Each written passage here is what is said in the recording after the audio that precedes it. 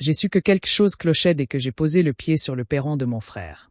Avant même que je puisse frapper, ma belle-sœur, Vanessa, a ouvert la porte d'un coup et m'a bloqué l'entrée de tout son corps, le regard perçant, la mâchoire serrée comme si elle n'attendait que ça. « Sors » a-t-elle lancé sèchement, sa voix perçant le brouhaha des conversations de Noël derrière elle. « Tu n'as rien à faire ici, Hazel. » Pendant un instant, je suis resté figé, abasourdi, serrant contre moi la tarte maison que j'avais préparée toute la matinée. À l'intérieur, ma famille, ma propre chair et mon propre sang refusaient de me regarder. Certains se détournaient. D'autres chuchotaient. C'était comme si la porte de mon enfance se refermait brutalement. Le sang m'est monté aux joues. J'ai serré les dents. J'ai failli partir. J'ai failli leur laisser gagner. Mais soudain, une chaise a grincé bruyamment à l'intérieur. Quelqu'un s'est levé. Une voix autoritaire a retenti dans la salle à manger. « Sherry attends. Je suis avec toi. » Un silence de mort s'est abattu sur la pièce. J'aurais dû me douter que quelque chose clochait. Ethan n'avait pas répondu à mes 2 derniers messages. Maman s'était contentée d'un pouce levé quand je lui avais demandé à quelle heure commençait le dîner. Et Vanessa? Eh bien, Vanessa ne me répondait jamais, sauf si cela l'arrangeait. Mais c'était les fêtes. Je voulais croire que la famille comptait encore pour moi. Alors, j'ai préparé une tarte, la vieille recette de ma mère, celle avec un supplément de noix de muscade, et j'ai traversé la ville en voiture, répétant les banalités de la conversation. Dans ma tête. Je m'étais même un peu apprêté, espérant avoir l'air présentable, quoi que cela puisse signifier pour ceux qui jugeaient tout ce que je faisais. Arrivé à la porte, les rires à l'intérieur s'arrêtèrent net. Cela aurait dû me mettre la puce à l'oreille. « Je frappa et dausmant. » Pas de réponse. Je frappai de nouveau.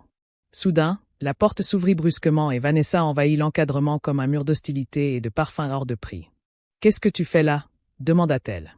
Je clignai des yeux. « Ah c'est le dîner de Noël. » Elle croisa les bras. « Nous avons déjà assez de monde. Des gens importants. Tu n'étais pas censé venir. » Un frisson me parcourut l'échine. J'étais invité, insistai-je. Ethan m'avait dit de venir. Ses lèvres esquissèrent un sourire narquois. Eh bien, il s'était trompé. Elle tendit la main et tapota le moule à tarte avec un ongle manucuré. « Et ça, c'est quoi? Tu as apporté un plat fait maison ?» Elle rit sèchement. « Hazel, ce n'est pas un de tes repas partage d'artistes fauchés. » L'humiliation me parcourut la peau. « Vanessa, je ne suis pas là pour impressionner qui que ce soit, dis-je d'une voix calme. C'est un dîner de famille. » De famille? S'exclama-t-elle avec mépris. Ma chérie, personne ici n'a le temps de s'occuper de ta triste petite vie. Pas aujourd'hui. J'avalai ma salive avec difficulté. Laissez-moi parler à Ethan. Il est occupé, rétorqua-t-elle sèchement. Tout le monde est occupé. On essaie de faire bonne figure ce soir. Son regard me parcourut. Ma robe simple, mon vieux manteau, la tarte que j'avais faite moi-même. Et toi, ajouta-t-elle, tu ne corresponds pas à l'esthétique. Ces mots me blessèrent plus que je n'aurais dû. Derrière elle, à travers l'entrebâillement de la porte, j'aperçus des silhouettes à table. Ma mère, mon oncle, même ma cousine Mélanie. Personne ne bougea. Personne ne m'appela. Ils firent tous semblant de ne pas me voir. Comme si j'étais une étrangère. Comme si ma simple présence gâchait la soirée. Ma gorge se serra.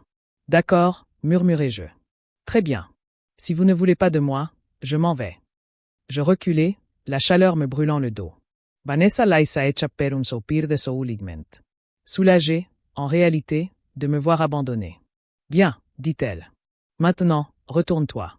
Mais elle n'eut pas le temps de finir sa phrase, car une chaise grinça bruyamment à l'intérieur. Des pas se rapprochèrent. Un homme de grande taille se tenait derrière elle et sa voix grave et autoritaire résonna dans la pièce comme un éclair. Pourquoi Hazel est-elle à la porte? Vanessa se figea, et moi aussi. Vanessa se retourna si brusquement que ses talons raclèrent le sol. Derrière elle se tenait un homme grand, vêtu d'un costume gris anthracite. Grant Ellison, aux larges épaules, aux cheveux argentés et à l'assurance indéniable, le PDG d'Ellison Innovation, le patron de mon frère, le patron de Vanessa, la dernière personne à laquelle elle s'attendait à être témoin de son abus de pouvoir. Il la regarda tour à tour, puis moi, la confusion se muant en inquiétude. « Hazel, dit-il. Pourquoi es-tu dehors? » Vanessa se raidit. « Monsieur Ellison. » Elle partait justement. Grant leva la main. Vanessa se tuta aussitôt. Puis son regard croisa le mien. « Hazel Carter, que diable fais-tu dehors? » Le porche. J'ouvris la bouche, mais seul de l'air en sortit. L'humiliation me serra la gorge. Elle, tenta de nouveau Vanessa. Elle est venue sans y être invitée. Grant haussa un sourcil. Sans y être invitée? Hazel? Un frisson de gêne me parcourut. Ethan m'avait dit de venir, mais j'imagine que les plans ont changé. La machoire de Grant se crispa. Il dépassa Vanessa et se plaça fermement entre nous, m'ouvrant grand la porte. Hazel, entrez, dit-il d'un ton ferme. Vous êtes avec moi. Ces mots résonnèrent comme un coup de tonnerre. Tous les regards se tournèrent vers la table. Ethan toussa, suffocant sous le choc. Ma mère porta la main à sa poitrine. Les invités se redressèrent sur leurs chaises, chuchotant à toute vitesse. Vanessa balbutia à côté de lui. Monsieur, Ellison, c'est privé. Non, la coupa-t-il sèchement. C'est un événement professionnel, et Hazel est l'une des professionnelles les plus importantes avec lesquelles j'ai jamais travaillé. Mon cœur s'arrêta. Quoi? Lâcha Ethan. Hazel, et toi? Grant se retourna. Ethan, tu ne leur as vraiment jamais rien dit. Nous dire quoi? Demanda mon oncle en plissant les yeux. Grant se tourna complètement vers la table. Hazel Carter a cofondé l'un des premiers laboratoires de notre entreprise. Elle était le pilier de notre première division de recherche. La moitié d'Ellison Innovation existe grâce à son travail. Un silence de mort s'abattit sur la pièce. Vanessa Devant Levide. C'est impossible, murmura-t-elle. Elle est au chômage. Le regard de Grant s'aiguisa. Elle fait une pause. Ce n'est pas la même chose qu'être inutile. La chaleur me monta aux joues. Je ne m'attendais pas à ce qu'ils disent tout ça. Pas devant tout le monde, et certainement pas avec autant de conviction. Vanessa, j'ai bégayé. Mais comment aurais-je pu le savoir? Hazel n'avait jamais l'air d'avoir réussi. Grant la fixait comme si elle parlait une langue étrangère. Le succès ne crie pas toujours, dit-il doucement. Parfois, il avance tranquillement, patiemment, jusqu'à ce que quelqu'un essaie de le chasser. Il se retourna vers moi. Hazel, assieds-toi à côté de moi. Je te veux à mon bout de table. J'ai hésité un instant. Puis je suis entré. La chaleur de la salle à manger m'a envahi, non pas réconfortante, mais électrisante. Je n'étais plus invisible. Pas ce soir. Pas avec Grant à mes côtés. Vanessa, quant à elle, restait figée sur le seuil, commençant tout juste à réaliser les conséquences d'avoir mis la mauvaise personne à la porte. En entrant complètement dans la salle à manger, la chaleur des lumières m'a frappé, mais pas la chaleur familiale. Non, ce qui m'a frappé, c'était les escaliers. Choqué, coupable, curious, huntus. Toutes les émotions sauf celles que j'espérais. La reconnaissance. Grant m'a tiré une chaise à côté de lui, la place habituellement réservée à Ethan.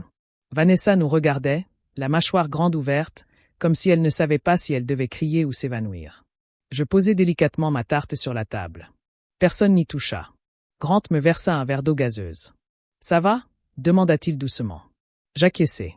Mais en vérité, je n'en étais pas sûr. Ma mère finit par s'éclaircir la gorge, les mains tremblantes. « Hazel, ma chérie, pourquoi ne nous as-tu jamais dit que tu faisais tout ça avec Grant ?» Je croisai son regard, un regard qui m'avait toujours ignoré. « Parce que, dis-je doucement, chaque fois que j'essayais de partager quelque chose, tu étais déjà en train de vanter les mérites d'Ethan, la nouvelle voiture de Vanessa ou les fiançailles de Jenna.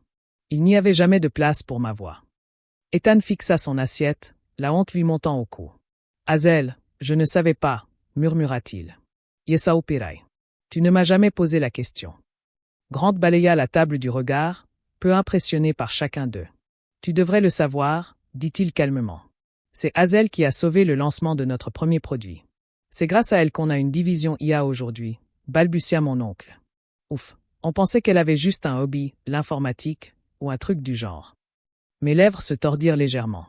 Un hobby? Je travaillais 18 heures par jour. C'est moi qui faisais tourner les premiers labos pendant que vous pensiez tous que je ne faisais rien de ma vie. Ma mère pressa une serviette contre ses yeux. Hazel, on est vraiment désolé. Aspo est dans son coin lecture et son portable, a fixé le vide. Puis Vanessa prit enfin la parole, la voix aiguë et cassante. Oh, s'il vous plaît, s'exclama-t-elle. Vous agissez tous comme si Hazel était un génie. Si elle était si importante, pourquoi est-elle au chômage? Un silence de mort s'installa autour de la table. Grant posa son verre avec un léger cliquetis qui ressemblait à un avertissement. Puisqu'Hazel a choisi de partir, dit-il, le burn-out est une réalité, et elle méritait de se reposer. Vanessa Recana. Se reposer pendant que nous, on travaille. Ça doit être bien. J'ai senti quelque chose se briser en moi. Vanessa, dis-je d'une voix forte, tu n'as pas le droit de parler de travail acharné quand tu n'as fait que rabaisser les autres. Son visage s'est empourpré. Ce n'est pas vrai. Tu t'es moqué de ma voiture. Continuai-je. Tu t'es moqué de mes vêtements. Tu as plaisanté sur mon salaire. À chaque fête, tu trouvais un nouveau moyen de me faire sentir inférieur. Le regard de Vanessa a balayé la table. Et non, je plaisantais. Ce n'était pas une plaisanterie, murmura Ethan, surprenant tout le monde, surtout elle. Tu as toujours été cruel. Vanessa resta bouche bée. Ethan. Mais il ne la regarda pas. Il me regarda. J'aurais dû te défendre, dit-il doucement. Tu es ma sœur et je t'ai laissé tomber. L'atmosphère se chargea de tension, d'excuses, de regrets et de toutes ces années de silence entre nous. Pour la première fois, il me voyait enfin. Mais la vérité, c'est qu'une excuse ne suffisait pas. Je ne vais pas tout arranger. Pas ce soir. Pas après ce qu'ils ont fait. Grant s'est penché vers moi et a murmuré. Tu ne leur dois pas pardon. Pas encore. Et je compris alors que ce dîner était loin d'être terminé. Vanessa restait assise, raide comme une piquet, comme si elle se préparait à un tremblement de terre qu'elle avait provoqué mais qu'elle ne pouvait contrôler. Les joues rouges, les yeux rivés sur la table, elle cherchait désespérément un moyen de sauver la face. Finalement, elle laissa échapper un rire nerveux. Bon, il faut que tout le monde se calme, dit-elle en agitant une main tremblante. On en fait toute une histoire pour rien. Hazel a mal compris. Je n'essayais pas d'être méchante. Grant haussa un sourcil. Non, demanda-t-il doucement. Parce que de là où j'étais, tu bloquais la porte et tu lui criais dessus. Les lèvres de Vanessa tressaillirent. C'était juste de la frustration. De la frustration, répéta-t-il. Choix de mots intéressants. Ethan se frotta les tempes. Vanessa, arrête de creuser. Mais elle n'arrêta pas. Elle ne pouvait pas. Elle se noyait. Et au lieu de nager, elle se débattait de plus belle. Monsieur Ellison, s'écria-t-elle. Vous devez. Comprenez-moi bien, nous avions des invités. Des invités importants. Hazel est arrivée. Elle fit un vague geste vers moi. Cette tenue, avec cette tarte, on aurait dit qu'elle sortait tout juste d'un appartement miteux. Ce n'était pas vraiment approprié. Un silence de mort s'installa autour de la table. Ma mère laissa échapper un petit cri. Mon oncle marmonna. Mon Dieu. Même ma cousine Mélanie semblait mal à l'aise.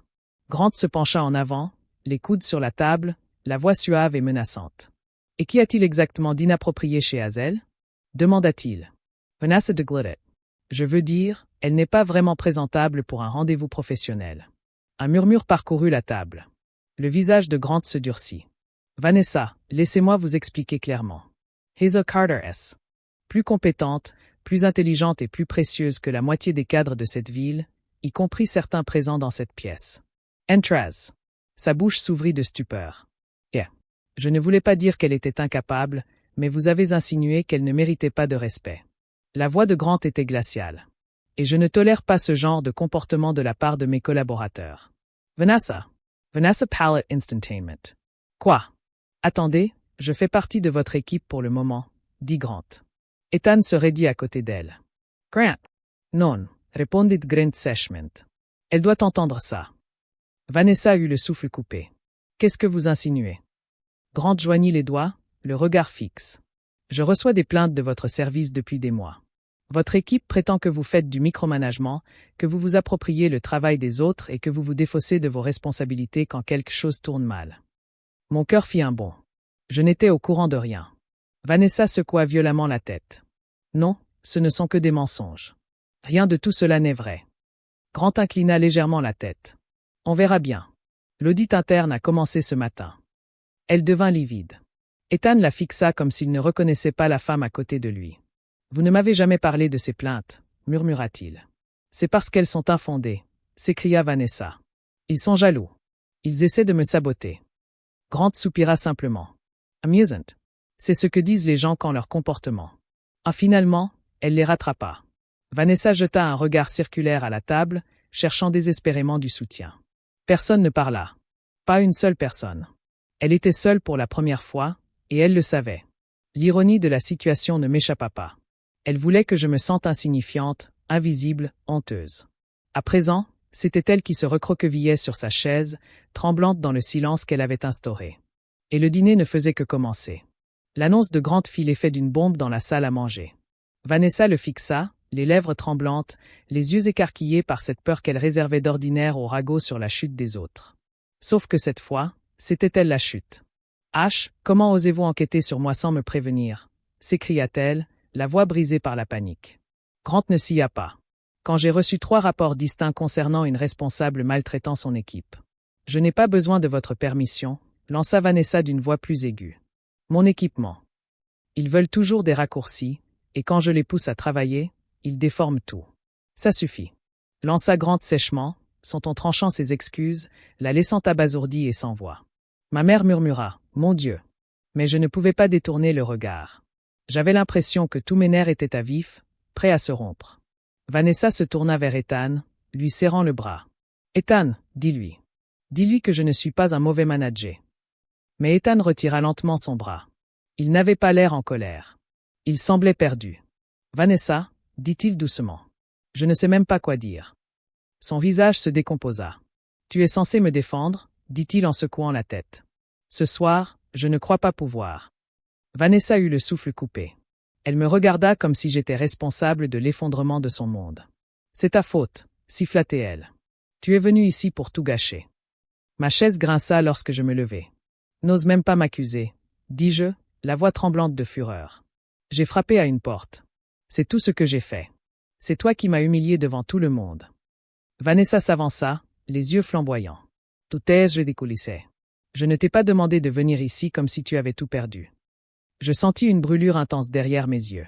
Grant frappa la table du poing. « Silence !» La pièce se figea. Chaque fourchette s'immobilisa, chaque respiration se retint. Mais Grant ne regardait plus Vanessa. Il me regardait. Son regard s'adoucit, la colère se muant en autre chose. Quelque chose comme de la douleur. « Hazel, dit-il doucement. Tu n'aurais pas dû rester là, devant cette porte. Tu n'aurais pas dû être traité comme ça par ceux qui devraient t'aimer en premier. » Ma poitrine se serra. Entendre ces mots rendait la vérité plus amère encore. Je pris une inspiration tremblante. « Tu sais ce qui me fait le plus mal ?» demandai-je. Ce n'est pas Vanessa qui me crie dessus. Ce ne sont pas les insultes. C'est d'être entrée et de voir ma mère, ma propre mère, détourner le regard comme si elle ne me reconnaissait pas. Maman Truslet. Les larmes lui montèrent aux yeux. « Hazel, je ne savais pas ce qui se passait. Tu ne voulais pas savoir, dis-je. Tu ne veux jamais savoir. » Ses lèvres tremblaient. Isen se leva lentement. « Hazel, je suis désolé. J'aurais dû dire quelque chose. J'aurais dû l'arrêter. » Je me suis tourné vers lui. « Pourquoi pas toi ?» Il ouvrit la bouche, mais la réponse n'y était pas. Elle n'y était jamais venue. Vanessa, tremblante de colère et de honte, pointa un doigt tremblant vers moi. « Tu te prends pour la victime. »« C'est moi la victime, » rétorquai-je sèchement. « Tu m'as dit que je n'étais pas digne de m'asseoir à la table de ma propre famille. »« C'est parce que tu nous fais passer pour des imbéciles, » hurla-t-elle. Un silence de mort s'installa à table. Grant se leva si brusquement que sa chaise faillit basculer. « Vanessa, » dit-il d'un ton bas et menaçant, « tu viens de me donner la confirmation dont j'avais besoin. » Yo. Elle cligna des yeux. « Quoi? Non seulement tu maltraites tes collègues, mais tu maltraites ta propre famille, et tu crois que c'est ça, être un leader? » Grant Asavanka. Tu es suspendu, avec effet immédiat. Et c'était une façon de dire que ce n'était pas le cas. Elle recula en titubant. Non, tu ne peux pas. J'ai travaillé si dur. J'ai été loyal. Loyal. Grant Crotcha. Tu n'es même pas capable de te tenir à côté de ta propre belle-sœur. Des larmes coulèrent sur ses joues. Ethan, fais quelque chose. Mais Ethan murmura seulement. Je ne te reconnais même pas ce soir. Vanessa eut un hoquet de surprise, trahi. Son monde entier s'était effondré, et elle n'avait même pas réalisé que c'était elle qui l'avait provoqué. Soudain, elle me pointa du doigt à nouveau, tremblante de tous ses membres. Tu as ruiné mon mariage, mon travail, ma réputation. J'espère que tu es heureuse. Ma voix devint tranchante comme un rasoir. Non, Vanessa, tu as tout ruiné dès l'instant où tu as décidé que j'étais indigne de toi. Le silence retomba dans la pièce. Grant se tourna vers moi. Sa voix s'adoucit. Hazel, nous ne sommes pas obligés de rester ici. Mais je levai doucement la main. Ah non, je vais en finir. Tous me regardèrent enfin, sans détourner le regard. À ce soir, dis-je, vous m'avez tous montré exactement quelle est ma place dans cette famille. Non pas à cause de qui je suis, mais à cause de ce que vous avez supposé que je n'étais pas. Je me tournai vers la porte. Je ne vais pas mendier une place à une table où l'on me traite comme si j'étais jetable. Vanessa laissa échapper un sanglot. Ethan s'enfonça dans son fauteuil. Maman pleurait en silence. Grant marchait à mes côtés. Et tandis que nous sortions de la salle à manger, une chose me parut avec une clarté absolue. Il m'avait mise à la porte. Mais cette fois, je n'y perdais rien. L'air froid de la nuit me frappa comme une vague dès que nous fîmes le pied dehors. La porte se referma derrière nous avec un dernier clic discret. Rien de dramatique. Pourtant, d'une certaine manière, ce bruit résonna plus fort que tous les cris qui résonnaient dans cette maison. Grant marcha à mes côtés en silence pendant un instant, laissant la tension retomber. Il finit par parler doucement. Hazel, respire. Je ne m'étais même pas rendu compte que je retenais mon souffle jusqu'à ce que j'expire en tremblant, les épaules affaissées par l'épuisement. Je ne voulais pas que ça aille jusque-là, murmurai-je. Grant me regarda avec une certitude tranquille. Ça n'était pas allé trop loin. C'était allé exactement aussi loin qu'il l'avait voulu. Je me serrai les bras contre moi. Les guirlandes lumineuses du porche scintillaient derrière nous. Fausse chaleur, fausse gaieté, fausse unité. Tu crois que j'ai été trop dur? Demandai-je. Il secoua aussitôt la tête. Non, je crois que tu as enfin été honnête. Et honnêtement, ils avaient besoin de l'entendre. Je laissai échapper un petit rire. Faible, mais sincère. Ils sont probablement en train de réécrire l'histoire familiale. Grant eut un sourire en coin. Bien. Peut-être que cette version t'inclura. Nous nous dirigeâmes vers l'allée où était garé son élégant SUV noir. Ma vieille berline cabossée semblait terriblement déplacée à côté. Tu trembles, dit-il doucement. Hazel, regarde-moi. Je le fis. Tu as été courageuse ce soir, ai-je raillé. Moi, j'étais effondré. Non, a-t-il dit fermement en s'approchant. Tu as été une femme qui a enfin cessé de se laisser traiter comme si elle était invisible. Sa voix était chaleureuse, mais il y avait autre chose aussi. Du respect, de la reconnaissance, une protection discrète qui me serrait le cœur. J'ai dégluti difficilement. Grant, pourquoi est-ce que ça te tient autant à cœur? Il a hésité, comme s'il choisissait ses mots avec soin. Parce que tu comptes, a-t-il simplement dit. Pour moi, pour l'entreprise, pour le travail que nous avons accompli, pour bien plus de gens que tu ne l'imagines. Il m'a ouvert la portière passager.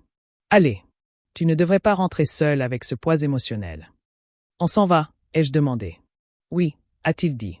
Et demain, tu n'es pas obligé de t'en occuper, sauf si tu le souhaites. Je me suis glissé sur le siège, la chaleur de la voiture m'enveloppant comme une couverture dont j'ignorais avoir besoin. Tandis que Grant faisait le tour de la voiture pour s'installer côté conducteur, je me suis murmuré. Je n'ai rien perdu ce soir, n'est-ce pas? Lorsqu'il s'est installé à côté de moi, il a répondu sans hésiter. Non, Hazel. Ce soir, ils t'ont perdu. J'ai penché la tête en arrière, laissant la vérité s'imprégner en moi. Pour la première fois depuis longtemps, je ne me sentais plus insignifiante. Je ne me sentais plus invisible. Je ne me sentais plus impuissante.